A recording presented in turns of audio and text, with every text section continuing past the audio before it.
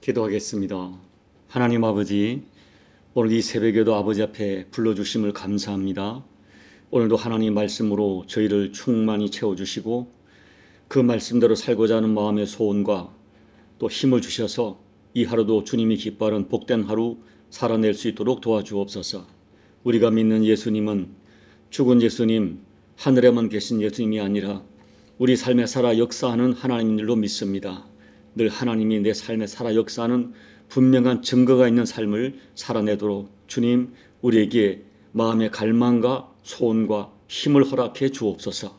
예수님 이름으로 간절히 소망하며 기도하옵나이다. 아멘. 마태복음 28장 16절부터 20절까지입니다. 우리 합독하겠습니다. 11 제자가 갈릴리에 가서 예수께서 지시하신 산에 이르러 예수를 배웁고 경배하나 아직도 의심하는 사람들이 있더라. 예수께서 나와 말씀하 이르시되 하늘과 땅의 모든 권세를 내게 주셨으니 그러므로 너희는 가서 모든 민족을 제자로 삼아 아버지와 아들과 성령의 이름으로 세례를 베풀고 내가 너희에게 분부한 모든 것을 가르쳐 지키게 하라. 볼지어다 내가 세상 끝날까지 너희와 항상 함께 있으리라 하시니라. 아멘.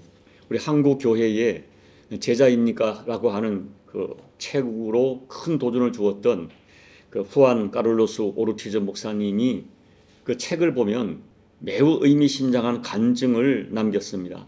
목사님이 부에노스아이레스 교회에 부임했을 때 교인 수가 184명이었습니다. 그런데 2년 동안 그분의 표현에 의하면 극성스럽게 사역을 해서 교인 수가 600명이 되었습니다. 교회 행정체계 또 교육부서 남녀 전도회 모든 것들이 어디에 놓아도 손색이 없을 만큼 완벽한 체계를 갖추었습니다. 그래서 강연도 다니고 사람들에게 세미나도 인도하면서 이제 이렇게 이야기를 하게 됩니다. 그런데 왠지 불안합니다. 열심히 사역할 때는 제대로 작동되는 것 같지만 잠시라도 손을 떼면 모든 것이 와르르 무너질 것 같은 불안한 생각을 지울 수가 없었습니다. 그래서 잠시 사역을 멈추고 한적한 곳에 가서 2주 동안 하나님과 깊은 교제를 가졌답니다. 그때 성령께서 강력하게 깨우쳐주는 말씀이 있었습니다. 너는 교회를 세우는 것이 아니라 코카콜라 회사가 콜라를 파는 것처럼 사업을 하고 있다. 너는 이전에 184명의 갓난아기를 거느렸다면 지금도 우유를 빨고 있는 600명의 갓난아기를 거느리고 있을 뿐이다. 너희 교회는 잘하고 있는 것이 아니라 살만 찌고 있는 것이다. 라는 충격적 깨달음을 주신 것입니다. 그날의 성령의 감동하심이 이 목사님에게 교회가 존재하는 목적과 목회 방향과 내용을 180도 바꾸는 대변화의 계기가 되었다고 고백합니다. 오늘 이 마태복음 28장 18절로 20절 말씀은 우리가 통상 주님의 지상명령이라고 부르는 굉장히 중요한 말씀이죠.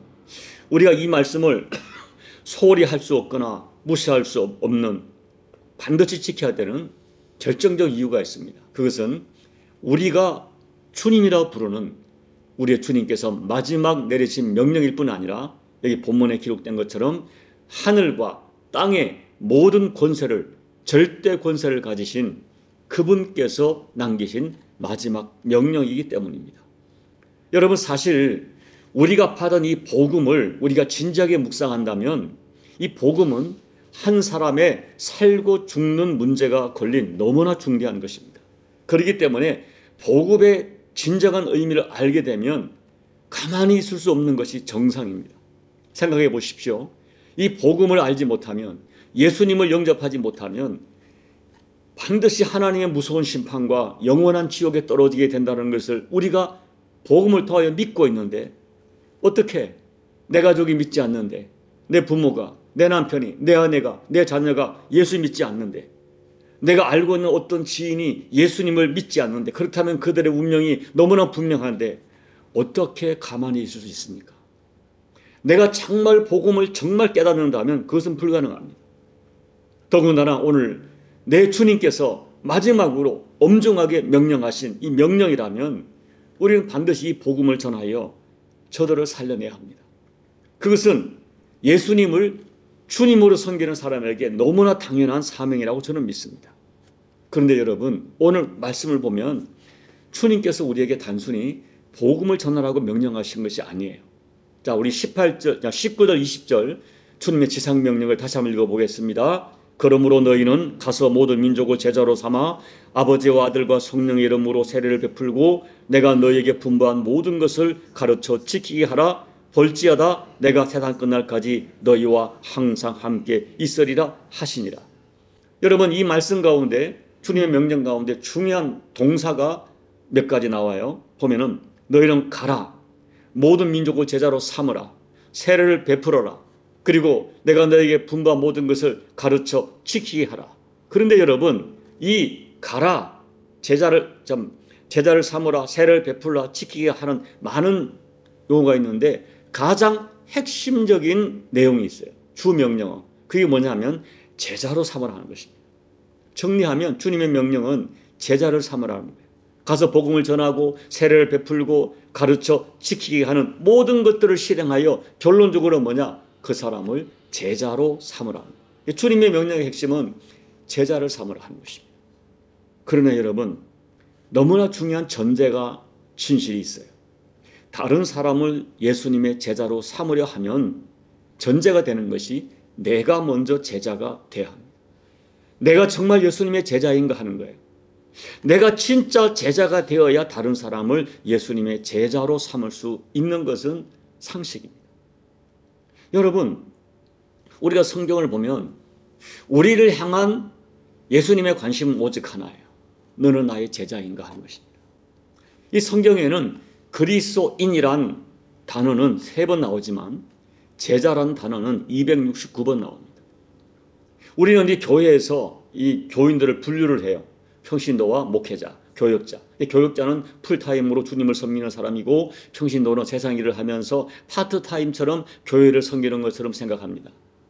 또 교회는 성도, 집사, 안수집사, 권사, 장로, 목사 등의 다양한 직분이 있어요.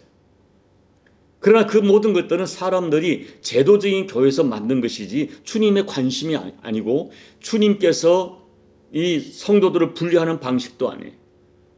주님께서 구분하시는 것은 오직 하나, 그가 내 제자인가 하는 것입니다. 우리는 만나면 또 교회에서 많은 질문을 합니다. 당신은 예수 믿습니까? 또 당신은 오늘 죽어도 구원의 확신이 있습니까? 또 당신은 어느 교회를 다니십니까? 이런 질문을 하죠. 그러나 이런 질문들이 필요는 하지만 사실은 그 질문들은 지역적인 질문입니다. 또 성도들이 모이면 교회 숫자를 얘기해요. 교인 숫자로 은근히 성공과 실패를 평가하기도 합니다. 그런데 그것은 절대 주님의 관심이 아니에요. 주님의 관심은 오직 하나, 너는 제자인가 하는 것입니다. 너희 교회에는 나의 참된 제자가 몇 명인가 하는 것입니다. 이 성경을 봐도 주님은 군중과 제자를 엄격히 구분하셨고 어쩌면 예수님의 3년 사역은 군중에게 말씀을 가르쳤지만 주님의 진정한 관심은 12제자였어요. 그러면 여러분, 성경이 말하는 제자는 어떤 사람입니까? 크게 2가지인데요. 첫째, 제자는 스승을 배우는 사람이에요. 그래서 이 당시에 제자란 것, 당시의 제자는 스승과 함께 살면서 스승의 삶을 온몸으로 배우는, 구체적으로 배우는 사람들을 제자라고 부릅니다.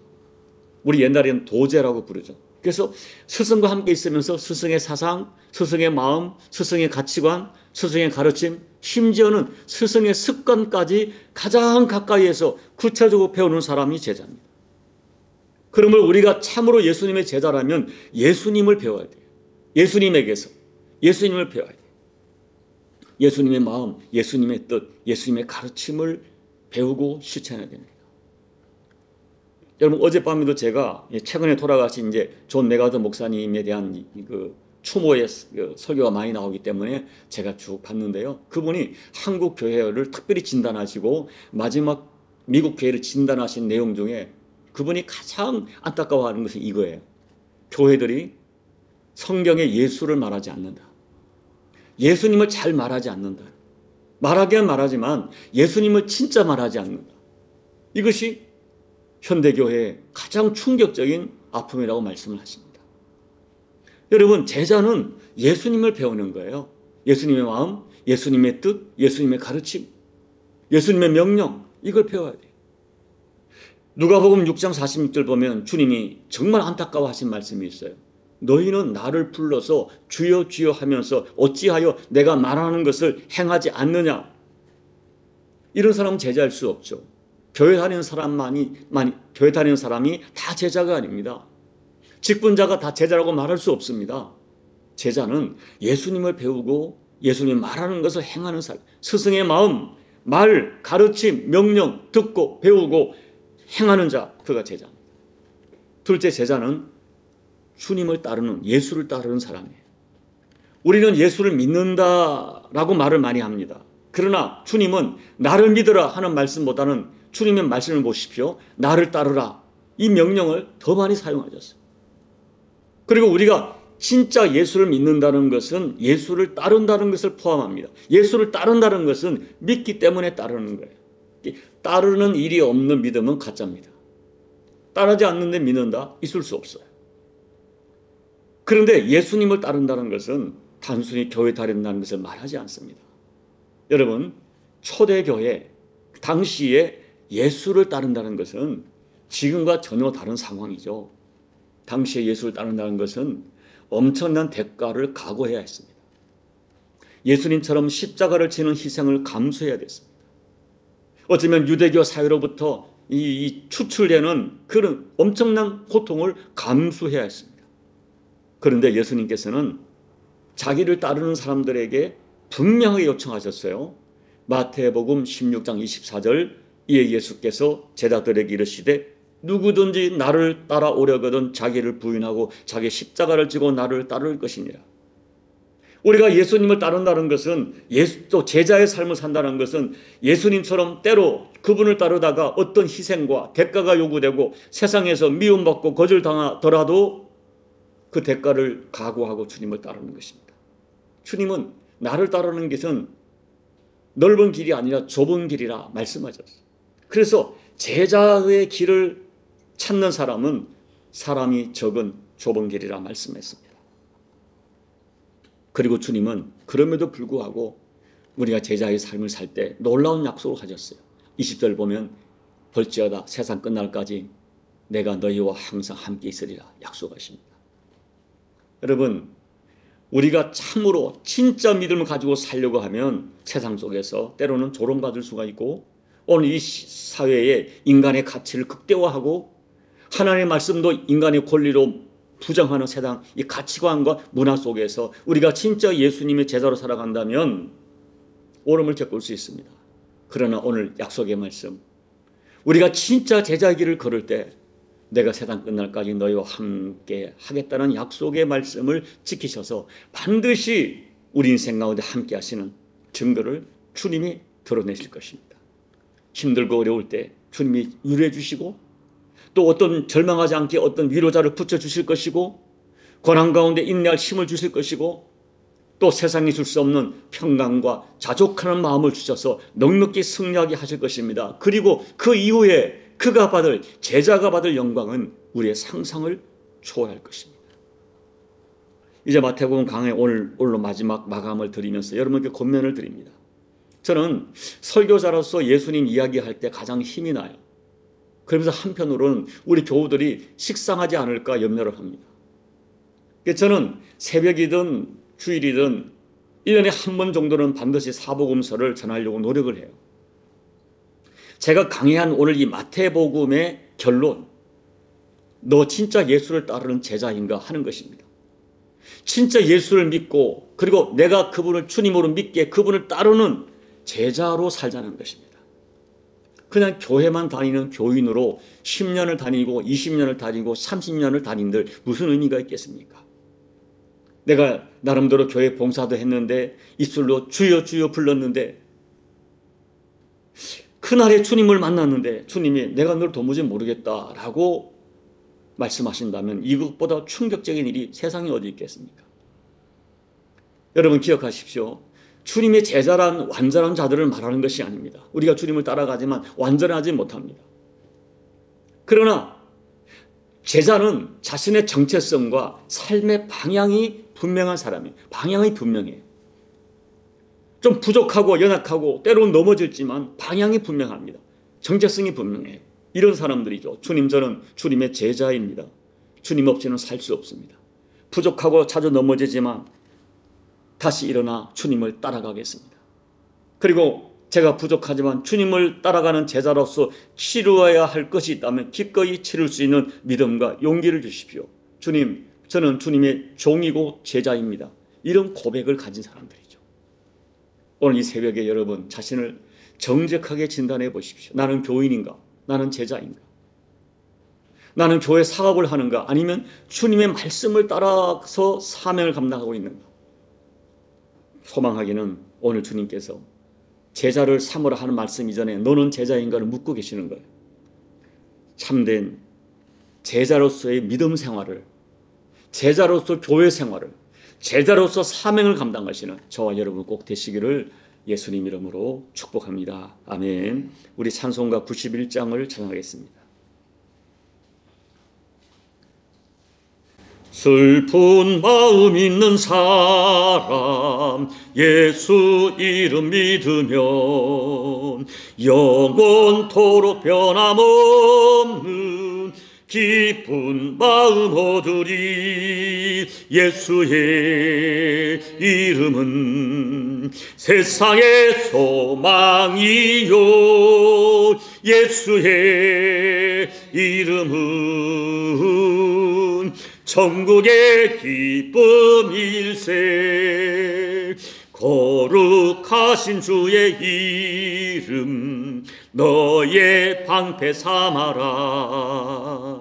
환난 시험 당할 때에 주께 기도드려라.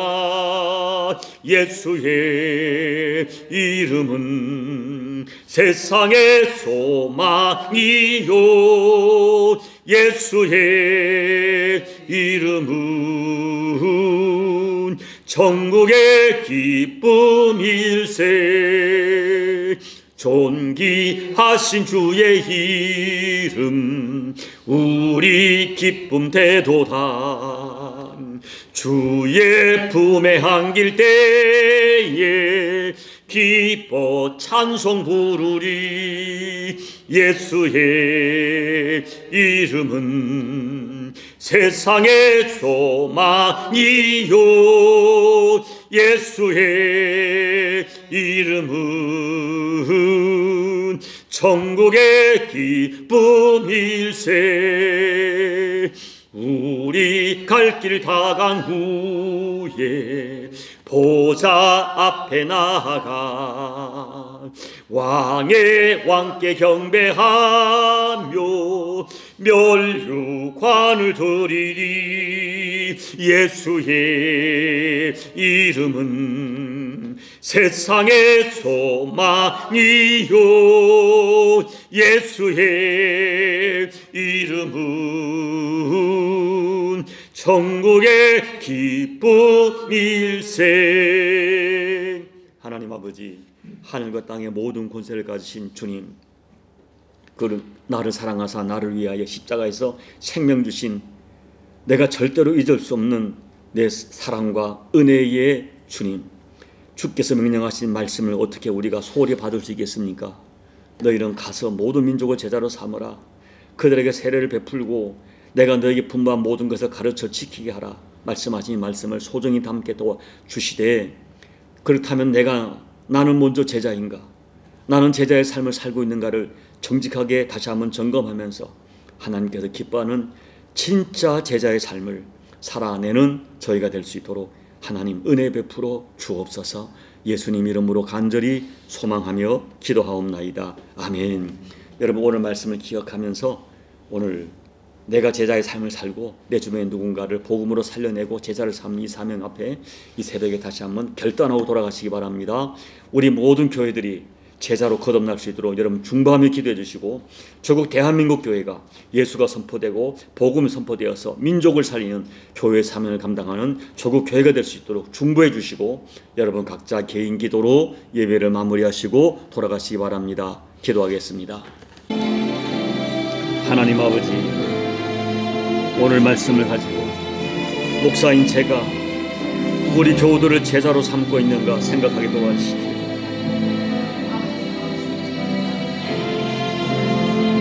아버지, 아버지, 아버지, 아버지, 아버지, 때로는 사람들을 두려워합니다. 사람들이 부담스러워할까? 하나님, 어찌하여 그런 마음을 먹을 수 있겠습니까? 담대하게 주의 말씀을 선포하게 도와주시고, 예수님의 가르침과 예수님의 말씀과 예수님의 복음을, 예수님의 십자가 복음을 전하여 저들을 살려내게 도와주시고, 아버지, 살려낸 저희들이 진정한 제자의 삶을 살아가도록 저들을 권면하고 이끌어가는 종이 될 수 있도록 아버지 하나님 역사하여 주옵소서. 아버지 하나님, 주님의 은혜가 너무나 절실합니다. 아버지, 은혜가 너무나 절실합니다. 주여, 우리의 심령을 권고해 주시고, 하나님 아버지, 교회 자리만 채우는 교인이 아니라 정말 예수님을 따라가는, 이쪽에다 맡긴 명령을 순종하는, 아버지, 내 주변에 누군가를 살려내는 주님의 제자의 삶을 살아가는 저희가 될 수 있도록 하나님 역사하여 주옵소서. 이 새벽에 몸된 교회가, 조국 대한민국 교회가 제자를 만들어낸 양성하는 진정한 아버지 복음적 교회가 되게 도와주시고, 마지막 세대의 세상을 살리는 제자들을 양성하는 교회가 될 수 있도록 도와주시며, 그 사명을 눈물로 감당하는 종이 될 수 있도록, 이대로 더 깨어서 다시 한번 이 사명 감당하는 죄가 될 수 있도록 아버지 하나님 역사하여 주옵소서. 하나님 아버지, 간절히 소망합니다. 간절히 소망합니다. 간절히 소망합니다. 아버지 하나님, 이 일을 이루어 주옵소서. 이 일을 이루어 주시옵소서. 아버지 하나님, 아버지가 기뻐하는 삶을 진심으로 살아내는 저희가 될 수 있도록 주여 은혜 베풀어 주옵소서. 아버지 하나님, 은혜 베풀어 주옵소서. 아버지 하나님, 은혜 베풀어 주옵소서. 결단하고 방향을 돌릴 수 있도록 하나님 아버지 도와주시고, 주여 소망합니다. 은혜 베풀어 주시옵소서. 아버지, 결단하게 도와주시옵소서. 다시 한번 아버지 힘을 주시고, 다시 한번 용기를 주셔서 이 목양의 사명 감당하러, 제자의 사명을 감당하도록 아버지 지혜와 명철과 결단과 용기를 허락하여 주시옵소서.